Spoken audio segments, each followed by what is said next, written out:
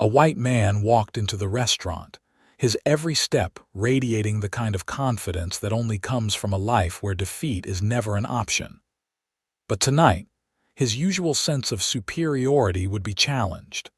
Standing in front of him was a black woman, the restaurant's manager, whose presence alone commanded respect. What would unfold between them? A clash of wills, a lesson learned. The evening was about to take an unexpected turn. Welcome to H2 Black Thread, where we explore the stories of people fighting for the respect they deserve. Don't forget to leave a comment sharing your thoughts and subscribe to our channel to stay updated with our latest videos, because the truth deserves to be told. The evening rush at Le Château Blanc had just begun. The restaurant, nestled in the heart of Geneva, was more than just a fine dining establishment.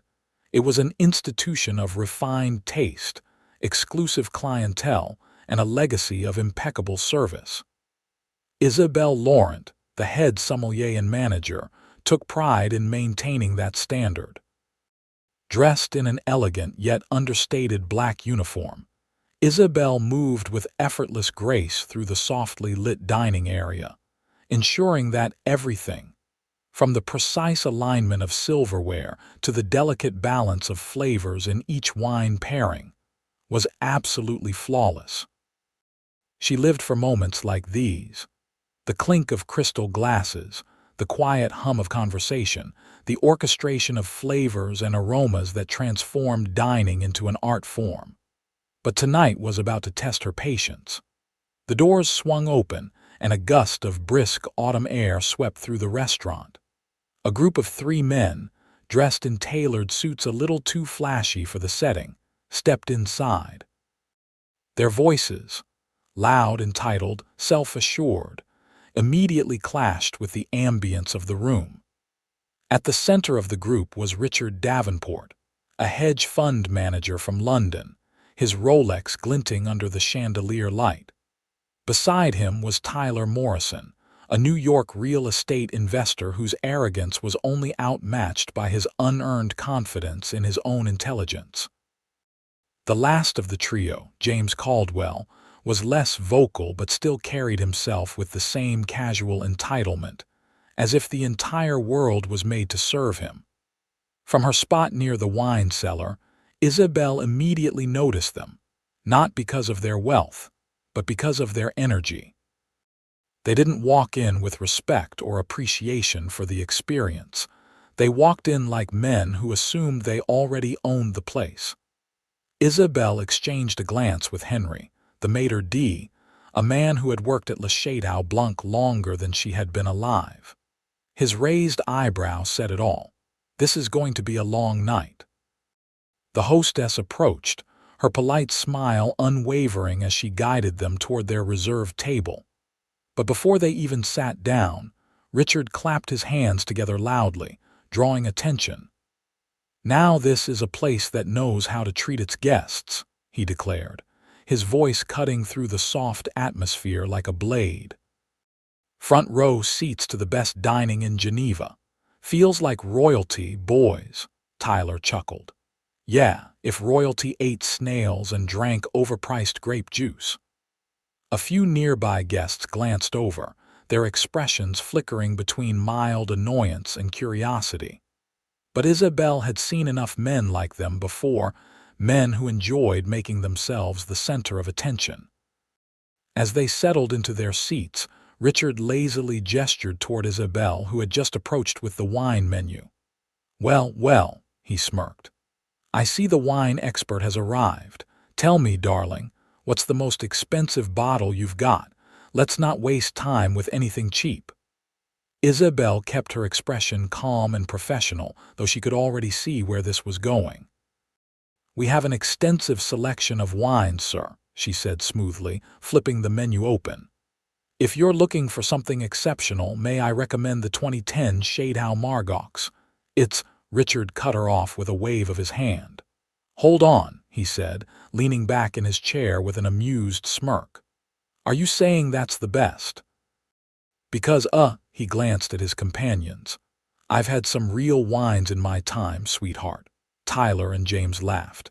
James added, "Yeah, we're not just tourists looking for a fancy experience, you know. We actually know what we're talking about." Isabel smiled politely. The irony was almost funny. These were exactly the type of men who pretended to be wine connoisseurs, the type that would drop names like Dom Perignon or Louis Roman XIII as if price alone determined quality. "I see," Isabel said, her voice smooth as silk. "Perhaps I should start by asking, what is your preferred style? Something bold and structured like a Pomerol, or something more refined like a Burgundy Grand Cru?" There was a pause. Richard glanced at Tyler. Tyler looked at James. None of them had an answer. "Oh, come on," Richard scoffed, trying to recover. "You're the expert, just bring out your best bottle." Isabel tilted her head slightly, pretending to think. "Very well," she said. "I'll bring something truly special." She turned and walked toward the wine cellar, a knowing smirk flickering across her lips. They had no idea what they had just walked into. From the corner of her eye, she caught Henry watching from the Maitre d' station, his arms folded across his chest. He gave her a subtle nod as if saying, "Let's see how this plays out." The wine cellar at Le Château Blanc was legendary, not only because it housed some of the rarest bottles in Europe, but because each selection came with a story, a legacy, a soul. Instead of reaching for the most expensive bottle on the menu, Isabel selected a 2010 Château Margaux, highly prestigious, but not ostentatious. A true connoisseur would appreciate its depth and complexity. A poser would dismiss it as just another red wine. And she had a feeling which category Richard and his friends would fall into. As she returned to the table, Richard was already holding court, regaling Tyler and James with fabricated stories of his experiences at exclusive wineries in France. And that's why the 97 Lafite Rothschild is undoubtedly the best wine ever produced. I had a bottle with a billionaire in Dubai once. James nodded enthusiastically, though Isabel could tell he had no idea what Richard was talking about. She placed the bottle of Château Margaux on the table with deliberate care. Richard glanced at the label but made no effort to rate it. Instead, he leaned back and smirked. "Well, I hope this is as good as you say," he chuckled. "I'd hate to think we're wasting time on anything ordinary." Isabel met his gaze with a polite, knowing smile. "Oh, I can assure you," she said softly, pouring the first glass, "this will be a night you won't forget." The bottle of 2010 Château Margaux sat in the center of the table like an unspoken challenge. The dim glow of the chandelier reflected off the polished glass, making the deep crimson liquid inside shimmer subtly. Isabel Lawrence stood poised, holding the crystal decanter in one hand, watching her guests carefully. She had been in this industry long enough to recognize the shift in the air, the moment when a customer's confidence could either solidify or shatter completely. And Richard Davenport and his friends, they were on the edge of that moment, teetering between arrogance and embarrassment. The test had begun. Richard leaned back in his chair, lazily swirling the half-filled glass in his hand, his gold watch catching the candlelight. The rich aromas of blackcurrant, violet, and aged oak slowly unfurled from the wine as it breathed. Tyler and James followed Richard's lead, each lifting their glasses with what they thought was practiced ease. James cleared his throat and made a show of examining the wine. "Ah," he said, furrowing his brows in deep fake concentration, "the color is deep, very deep." Tyler nodded seriously, even though his eyes darted toward Richard for reassurance. "Yeah, bold legs," Tyler added vaguely, eyeing the streaks of liquid sliding down the inside of the glass. Isabel bit back a smirk. They had no idea what they were talking about. "Good observations," she said smoothly. "This particular vintage has an exceptional tannin structure and a finish that evolves beautifully as it aerates." Richard smirked. Of course, I only drink wines with an exceptional tannin structure. Tyler and James chuckled, reassured by Richard's confidence. Here we go. Richard lifted the glass to his lips, taking a large, careless gulp rather than a controlled sip. Tyler and James followed, mirroring his actions. The moment the wine touched their tongues, Isabel caught the barest flicker of hesitation in their expressions. They weren't expecting it. The layers of flavor, the earthy undertones, the rich dark fruit, the faint hint of licorice, were not what they had anticipated. Their brows furrowed slightly as they tried to process what they were tasting. Richard set his glass down, masking his confusion behind an easy grin. "Not bad," he said, drumming his fingers against the table. Tyler exhaled sharply through his nose. "Yeah, definitely strong." James cleared his throat. "Good, aftertaste." Isabel noted every micro-expression. They were lost. They had no idea how to describe the flavors. They were stalling. And Richard, being the leader of their little group, needed to reclaim control. Richard placed his glass down and gestured toward Isabel with a smirk. "All right, tell me," he said, tapping the table. "How does this compare to a 97 Lafite Rothschild?" Isabel tilted her head slightly, recognizing the trap he was setting.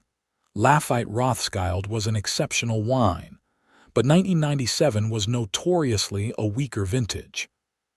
His question wasn't about knowledge, it was about trying to assert dominance. "An interesting comparison," Isabel said smoothly. "Though, I assume you mean in terms of structure rather than sheer quality." Richard blinked, clearly not expecting her to question the basis of his statement. "Well, obviously," he said, covering his momentary pause. Isabel continued, her tone professional. "The 2010 Chateau Margaux is far superior in complexity. While the 97 Lafite is from a revered estate, that particular vintage lacked the robust tannin balance of stronger years.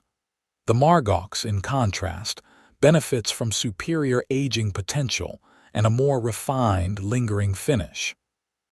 She paused just long enough for the information to settle in. Then she delivered the finishing blow. "But of course, I'm sure you already knew that." The trap had snapped shut. Tyler and James both looked at Richard, waiting for his reaction. Richard forced a chuckle. "Of course, I mean, I just wanted to hear how you'd explain it." Tyler nodded quickly. Yeah, we already knew that." James, however, wasn't as quick. "Wait, so you're saying this one is better?" Richard stiffened. Isabel smiled politely. "In terms of balance and structure, yes." James muttered, "Damn, I thought Lafite was like the best." Richard shot him a warning look, but it was too late. The power dynamic at the table had shifted. Isabel wasn't the one being tested anymore. They were. Realizing that he was losing control of the conversation, Richard tried one last move. He picked up his glass again and swirled it slowly.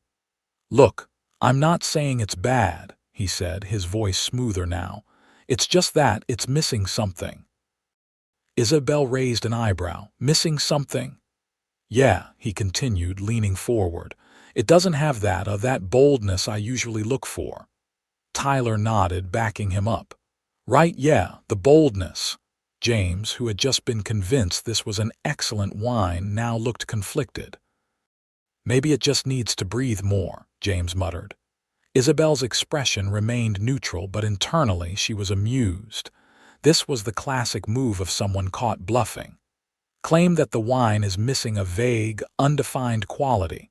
Hope that no one challenges them. Reassert control. She had seen it 100 times before. But tonight, she wasn't going to let them off so easily. She took a step forward and said, her voice calm yet deliberate, "That's an interesting observation." Richard's smirk returned, believing she was agreeing with him. Then she added, "Would you care to elaborate on exactly what you mean by boldness?" The smirk froze. Tyler coughed. James blinked rapidly, looking down at his glass as if the answer might appear at the bottom.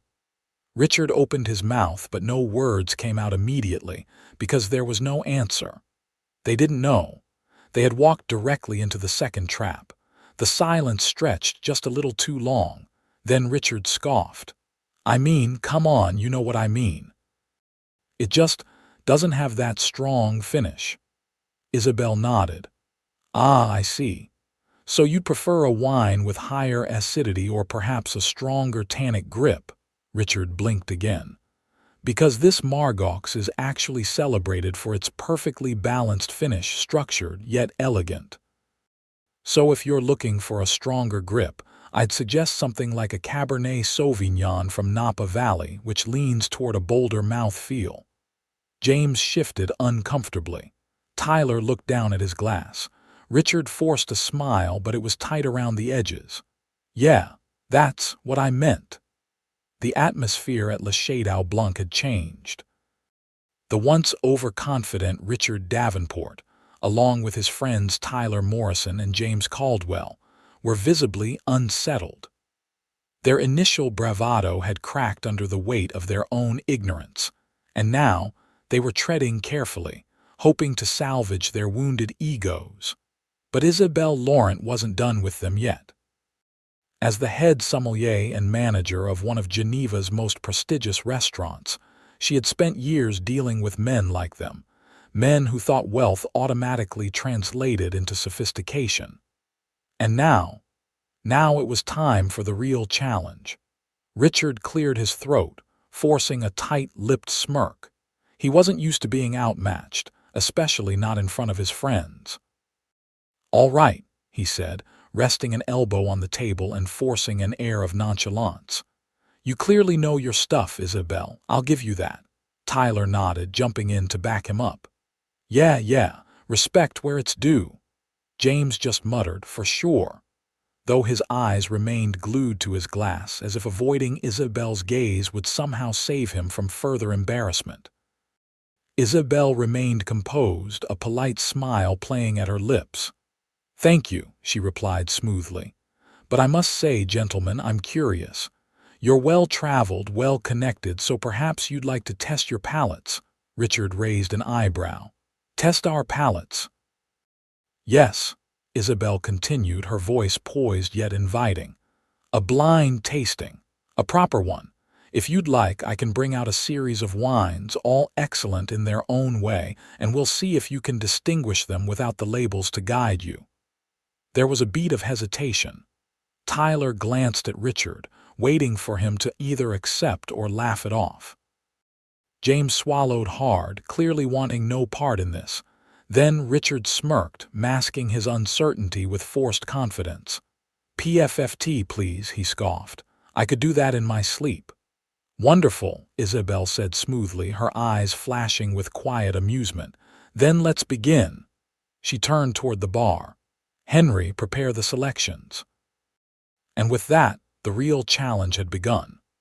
A few minutes later, Henry, the seasoned maitre d', arrived with 3 elegant carafes and placed them gently on the table.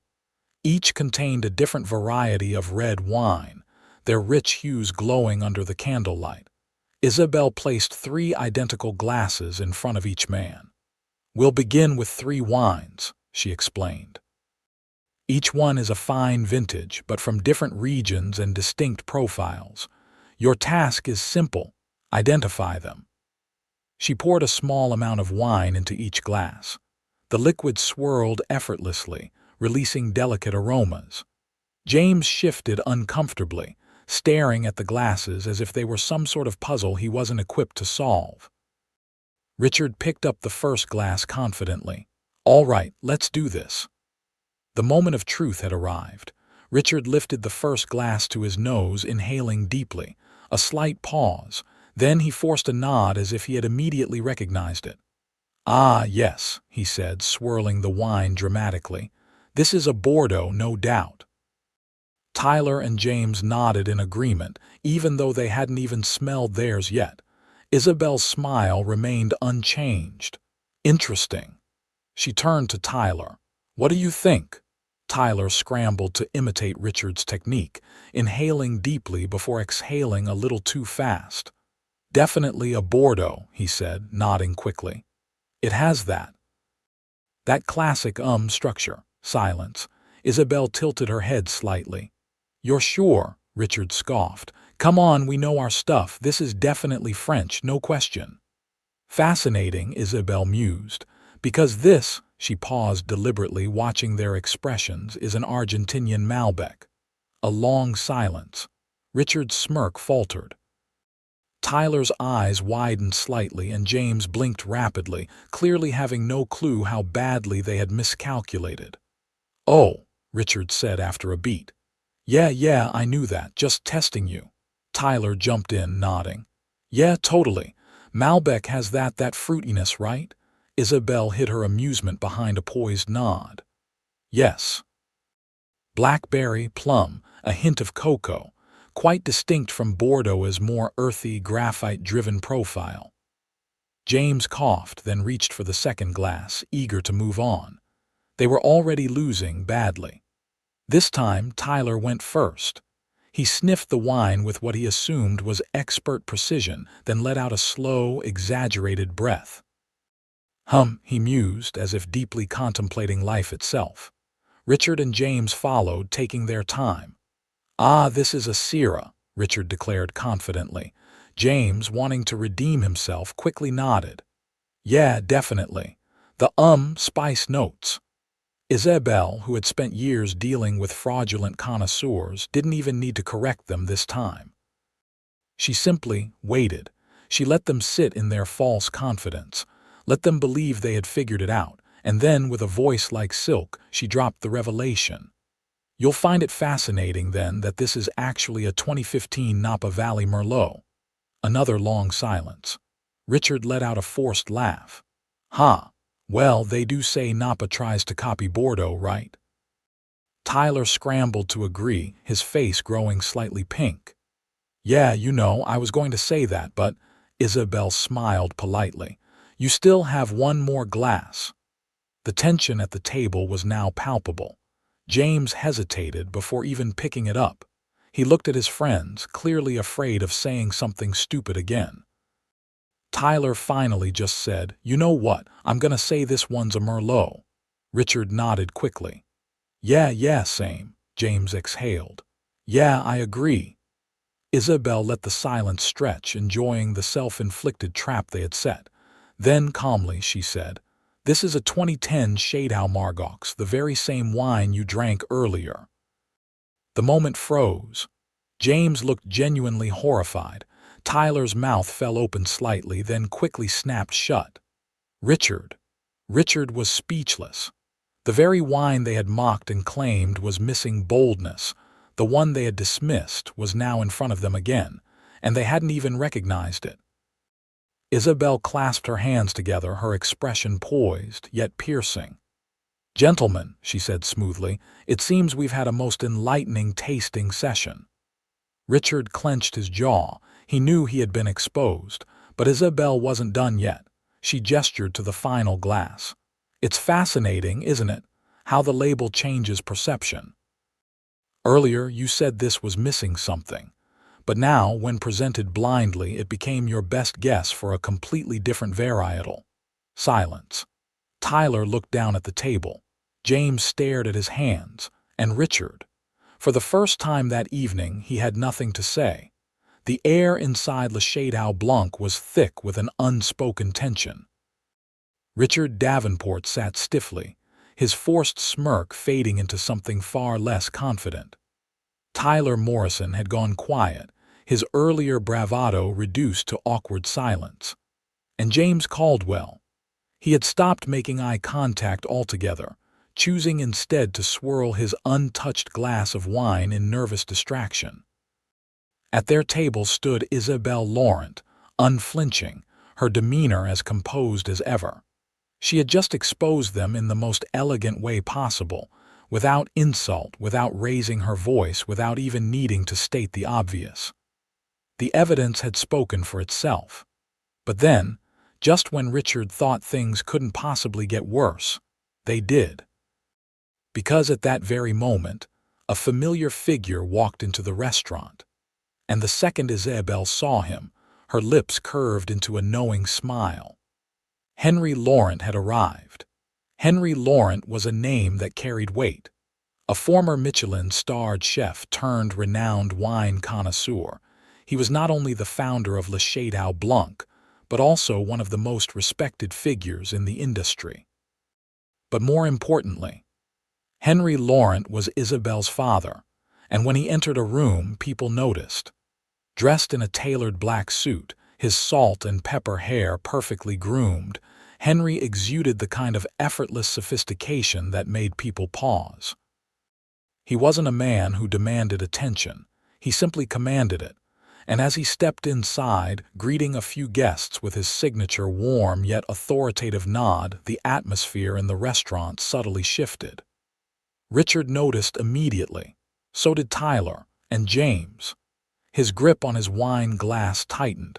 They didn't know who Henry was, not yet.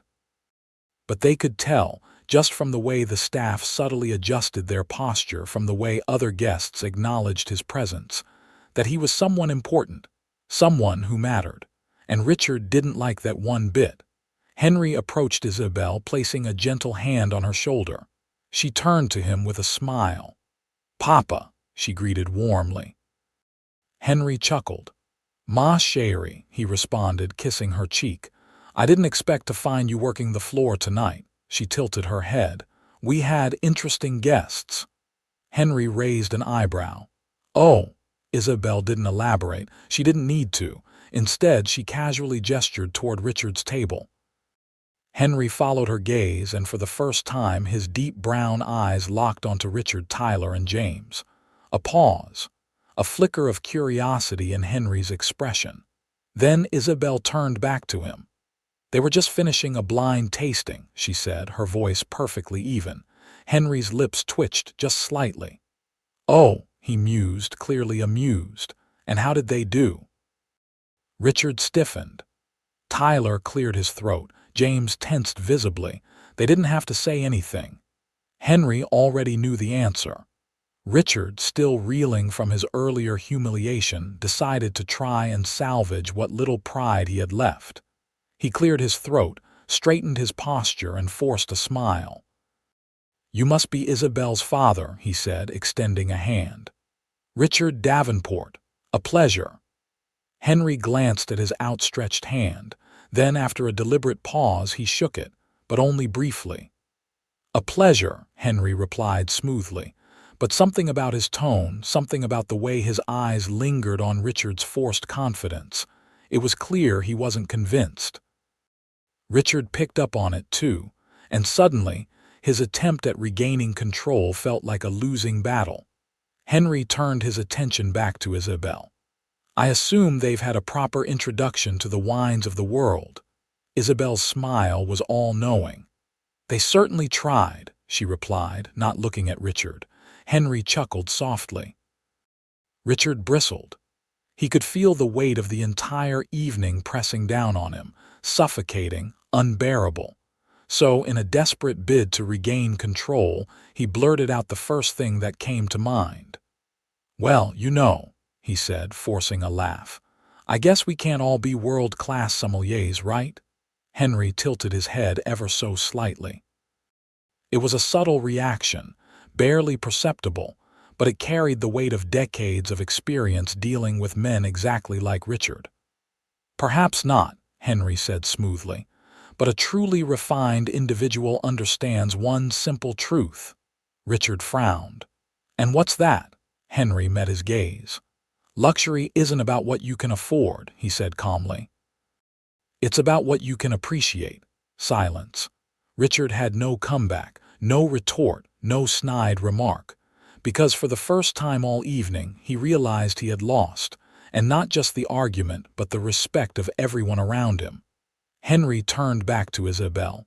"I trust they've been taken care of." "Of course," she replied smoothly. Henry gave her a small nod. Then, without another glance at Richard, Tyler, or James, he turned and walked toward the VIP section, where a table had been waiting for him all along. Richard exhaled sharply, as if he had been holding his breath without realizing it. Tyler rubbed his temple. looking deeply uncomfortable.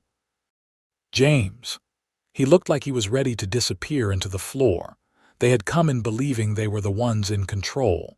They had thought their money and status made them untouchable. And now they sat in a restaurant where no one took them seriously anymore. And that, more than anything else, was what truly shattered their egos. The weight of the evening had settled heavily on Richard Davenport, Tyler Morrison, and James Caldwell. What had started as a casual night out, filled with mocking arrogance and empty bravado, had turned into something else entirely, something they hadn't been prepared for. For the first time in a long time, Richard felt genuinely small. Henry Lawrence's words still echoed in his mind. Luxury isn't about what you can afford, it's about what you can appreciate. He had spent his entire life believing the opposite. To him, wealth had always been the answer, the currency that bought admiration, influence, and power. But tonight had proven otherwise. Because here in Le Château Blanc, money had done nothing but expose how little he truly understood. The table had fallen into silence. Tyler stirred his drink absently, his usual cocky demeanor replaced with quiet discomfort. James, who had barely spoken since the blind tasting disaster, had his head down, tracing the rim of his glass with his finger.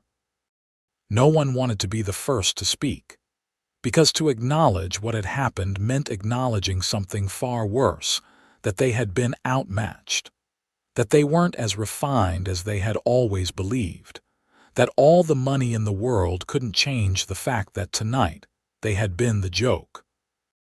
Richard, however, wasn't ready to accept defeat just yet. He straightened his posture, adjusted the cuffs of his custom-tailored suit jacket, and cleared his throat. "All right," he said, forcing a laugh that sounded far too tight. "I think we can all agree this has been entertaining." Tyler smirked, though it lacked confidence. "Yeah, man, definitely an experience." James just nodded, not trusting himself to speak. Richard leaned forward, resting his forearms on the table. "But let's not pretend this changes anything," he said, forcing conviction into his voice. "We had a bit of fun, we played along, sure, but at the end of the day—" He gestured around the room as if the very walls of Le Château Blanc could somehow validate him. "At the end of the day, we're still the ones at the best table in the most exclusive restaurant in town. We're still the ones people envy." Silence. Tyler hesitated before slowly nodding, grasping onto the sentiment like a drowning man reaching for a lifeline. James, however, shifted uncomfortably. Because for the first time, even he wasn't sure that was true. Across the room, Isabelle Laurent watched them quietly.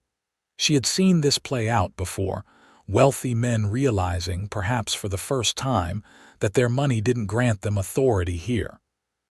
But what interested her wasn't their humiliation. It was what they would do next.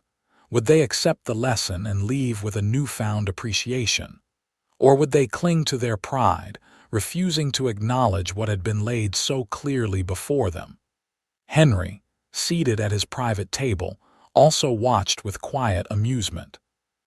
He had spent decades in this industry, encountering countless men like Richard, men who mistook power for respect, who confused price tags for sophistication.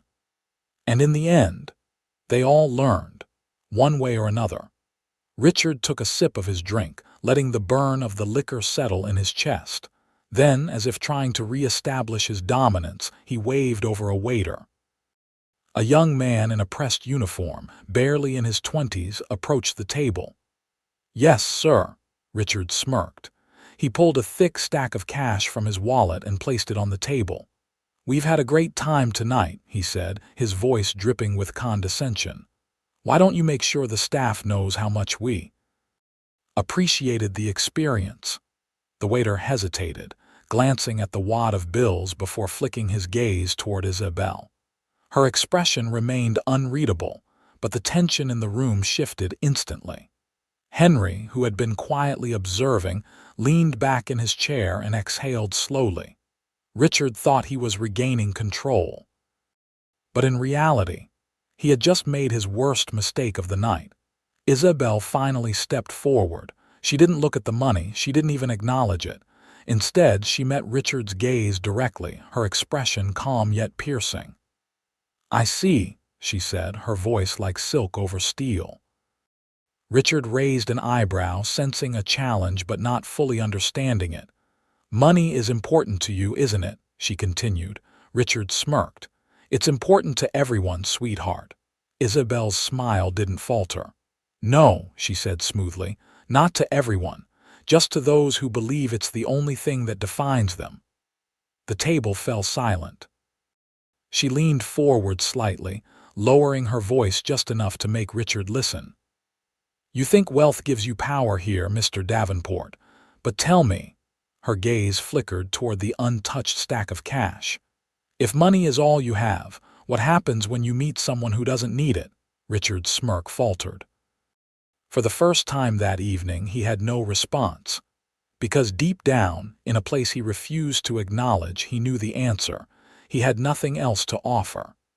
Henry finally spoke from across the room. "Money doesn't make you superior, Monsieur Davenport." Richard stiffened. Henry's voice was calm but final, the voice of a man who had nothing to prove. "It only amplifies who you already are." Richard's throat tightened, because he knew what that meant, and for the first time in his life, he wasn't sure he liked who he had been tonight. James was the first to react. Without a word, he reached into his jacket, pulled out his own wallet, and placed a generous, quiet tip on the table, not in an attempt to show off, but simply out of respect. Then, without waiting for Richard or Tyler, he stood up. "Let's go," he muttered. Tyler hesitated but ultimately followed. Richard, however, remained seated for a moment longer. His fingers tightened around his drink, his mind racing. Then, finally, he exhaled sharply and stood. Without another word, they left the restaurant. And as they stepped outside into the cool Geneva night, Richard felt something unfamiliar settle over him. Something heavy, something uncomfortable, something dangerously close to realization. Because tonight had taught him something, and whether he liked it or not, he would never be able to forget it. The night had shifted irreversibly.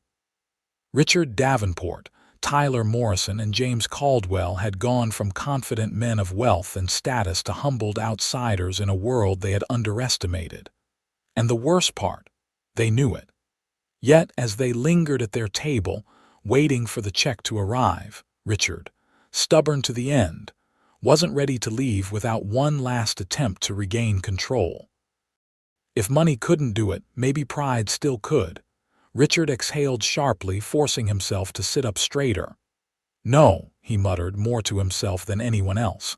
Tyler and James exchanged hesitant glances. "No?" James asked. Richard clenched his jaw. "I'm not walking out of here like this." Tyler, who had been unusually quiet, finally spoke. "Man, just let it go," he said. "We lost this one." Richard hated those words. Lost. He wasn't the kind of man who lost. And then, almost as if fate was offering him one last chance, he noticed something. A table near the back of the restaurant. A small group of young sommeliers in training, engaged in what appeared to be a blind taste test, their eyes covered with elegant silk blindfolds, as they sipped from delicate glasses and described flavors with an almost poetic precision. Richard's lips curled into a smirk. He turned to Isabel. "How about we settle this with a game?" Isabel raised an eyebrow, but her demeanor remained composed. "What kind of game?" she asked. Richard leaned back, tapping a finger against the rim of his glass. "A blind taste test," he said. "You pick the wines, we taste them blind, and if I can guess what they are correctly, we call this night even." Tyler blinked. James sighed. "Richard," but Isabel, she only smiled. "Interesting," she mused. "And if you guess incorrectly," Richard's smirk deepened, "then I admit defeat." Henry, who had been watching from his VIP table, finally chuckled softly. "The arrogance of men," he murmured to himself. Isabel tilted her head. "Are you sure you want to do this, Mr. Davenport?" "Positive," Richard said, and so the test began. The first glass was set before him, a deep ruby red that clung to the glass as it swirled. Richard picked it up, inhaling deeply. It was bold, notes of dark berries and oak. Easy. "A Cabernet Sauvignon," he announced confidently. Isabel's expression didn't change. "From where?" Richard hesitated just for a fraction of a second. "Bordeaux." Isabel lifted an eyebrow. "A bold guess," she said. She turned the bottle over for him to see. A California blend, not Bordeaux, not even close. Richard's fingers tightened around his glass, but he forced a smirk. "All right," he said. "That was a warm-up." Isabel gestured for the next glass. This one was golden, light, crisp, fragrant. Richard lifted it to his lips, taking in notes of citrus and vanilla. "A Chardonnay," he said quickly. Isabel nodded. "Correct." Richard felt a small victory rise in his chest. "And where is it from?" she asked. Richard paused. Then he took a second sip, trying to decode the subtle flavors. "Burgundy," he said. Isabel turned the bottle. "Sonoma Valley." Richard's stomach dropped slightly. 2 rounds in and he was already losing, but he refused to show it. "All right," he said, setting the glass down. "Next one." A complex, spiced aroma met his senses, hints of leather, tobacco, and dried cherries. Richard took his time with this one. He swirled it, let it breathe. Then, with as much confidence as he could summon, he spoke. "A Barolo," he said, "from Piedmont, Italy." Isabel finally tilted her head slightly. "Final answer," Richard nodded. She turned the bottle. "A Spanish Tempranillo." Richard's smirk faltered completely. The air around the table shifted again. Tyler and James. They looked increasingly uncomfortable, because at this point it wasn't just a loss, it was humiliation. Isabel poured the final glass slowly, the liquid swirling like liquid gold. "This one," she said, "is special." Richard's ego was bruised, but he still had a chance to salvage something from this disaster. He picked up the glass, inhaling deeply. It was rich, honeyed, and smooth. "Easy," he said. "A Sauternes, French." Isabel lifted the bottle, and Richard nearly choked on his drink, because it wasn't French at all. It was Hungarian Takagi, one of the world's most historically significant dessert wines. Richard had never even considered it. He had assumed. And that was his greatest mistake. The silence was deafening. Isabel placed the bottle back onto the table gently. Richard exhaled, forcing himself to meet her gaze. "I lost," he admitted, the words tasting bitter. Isabel gave a small, satisfied smile. "Yes," she said simply. Richard's shoulders slumped slightly. He had wanted to win back control. Instead, he had just proven Isabel's point for her. Money could buy access to luxury, but it could never buy understanding. And for the first time in his life, Richard finally understood the difference. Henry finally stood from his table, walking over to Richard. He studied him for a long moment before smiling slightly. "You know," Henry said, "losing is not the worst thing in the world, Mr. Davenport." Richard let out a quiet laugh, shaking his head. "It sure feels like it." Henry chuckled. "No," he said. "What's worse is leaving without learning anything." He placed a hand on Richard's shoulder.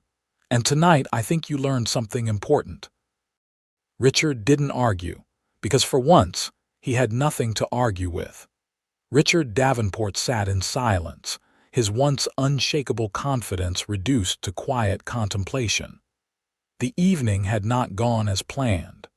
What had started as a simple night of luxury and indulgence had turned into a harsh lesson in humility. Tyler Morrison and James Caldwell, his closest friends and usual partners in arrogance, sat equally subdued. The energy that once radiated from their table, the smug laughter, the casual dismissals, the assumption of superiority, had been replaced by something unfamiliar. Realization. For the first time, Richard understood something profoundly uncomfortable. Money alone didn't make a man refined. Understanding did, And tonight, he had been exposed as a man who knew the price of luxury, but not its true value. Henry Laurent, the revered maître of Le Château Blanc, stood near the bar, engaged in quiet conversation with several well-dressed guests. Isabelle Laurent, ever poised, stood beside him. Richard pushed his chair back slowly, the noise barely audible against the murmur of the restaurant. James and Tyler glanced at him. "Where are you going?" James asked, curiosity tinged with unease. Richard took a steady breath, then exhaled. "To do something I should have done at the start of the night." He rose from his seat and walked across the restaurant. Heads turned as he moved, servers, guests, even a few of the young sommeliers in training who had witnessed his public downfall during the blind taste test. But Richard didn't stop until he was standing directly in front of Henry Laurent. The older man turned, his calm, discerning gaze settling on Richard with mild amusement. "Ah," Henry said, studying Richard carefully, "I was wondering if you would come." Richard hesitated, his throat dry, but then he spoke the words that had never once passed his lips in a room like this. "You were right." The entire restaurant seemed to quiet. Henry tilted his head, intrigued. "Right about what?" Richard forced himself to meet his gaze directly. "About everything." He exhaled slowly, willing himself to continue. "I came here tonight believing my money made me superior, that it meant I automatically deserved the best seat in the room, that I understood luxury simply because I could afford it." He paused. "But tonight I realized that wealth without knowledge is just empty excess." Henry said nothing. He simply waited. "I made a fool of myself," Richard admitted, his voice steady but honest. "Not because I lost the blind taste test, not because I guessed the wrong wines, but because I assumed I was better than those who actually put in the work to understand what I only pretended to know." The weight of those words hung in the air. Across the restaurant, guests exchanged surprised glances. Servers, once silent in their service, paused to listen. Isabelle studied Richard carefully, her usual unreadable expression softening slightly. For the first time in his life, Richard Davenport wasn't performing. He was simply telling the truth. Henry nodded slowly, absorbing Richard's words. "Humility," he mused, "is the rarest trait among men in your position." Richard didn't argue. Henry gestured toward a nearby empty seat at the VIP lounge. "Sit," he said simply.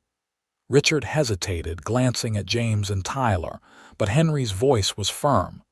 "This is not about them, Monsieur Davenport. This is about you." Richard nodded and took a seat. A moment later, a sommelier approached with a single glass of wine, deep red, elegant, perfectly balanced. Henry picked up his own glass and raised it slightly. "This," he said, "is a 1982 Château Margaux." Richard froze. That was one of the most sought-after wines in the world, a bottle worth thousands of dollars. Henry studied him carefully. "It is a wine that represents the beauty of patience. Decades of cultivation, of careful aging, the work of many hands, generations of knowledge." He paused. "Tell me, Monsieur Davenport, what do you taste?" Richard hesitated.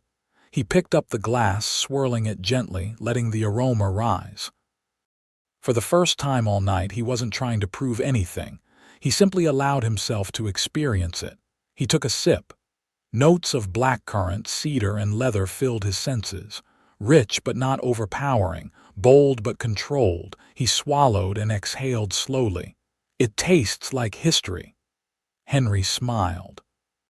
"And that," he said, "is why understanding is more valuable than wealth." Richard set the glass down, his mind reeling. Henry leaned forward slightly. "So tell me, Monsieur Davenport." His voice was quiet, but the weight of his question was immense. "What will you do with this knowledge?" Richard didn't have an answer, not right away. Because this was the first time he'd ever truly asked himself that question. What would he do? Would he leave and pretend this night had never happened? Or would he let it change him? His fingers tightened around the base of the glass. He thought about the years he had spent assuming money was the only currency that mattered. But tonight, he had been proven wrong. And for the first time, he was grateful for it. He met Henry's gaze. "I don't know yet," Richard admitted. "But I do know this." He glanced across the room at Isabel, at the servers, at the sommeliers, at everyone he had overlooked at the start of the evening. "I have a lot to learn." Henry smiled. Then, perhaps for the first time, he raised his glass in a toast. "You are finally ready to begin." Richard returned to his table a changed man. James and Tyler watched him expectantly. "So," James asked, "how did it go?" Richard didn't answer immediately. He picked up his drink, not to show off, not to flaunt, but to simply appreciate it. Then he looked at them and finally, truly saw them for what they were. Men who had spent their whole lives pretending to be something greater than they were. Men who, like him, had been taught that wealth meant power, but never wisdom. Men who had two choices tonight: ignore the lesson or embrace it. Richard exhaled slowly. "It's not about the wine," he said finally. "It's about everything behind it." James frowned. "What are you talking about?" Richard smiled, more to himself than to them. "You'll figure it out eventually," he said, "if you're paying attention." And with that, he took a slow, deliberate sip, not as a man trying to prove something, but as a man who had finally learned to appreciate it.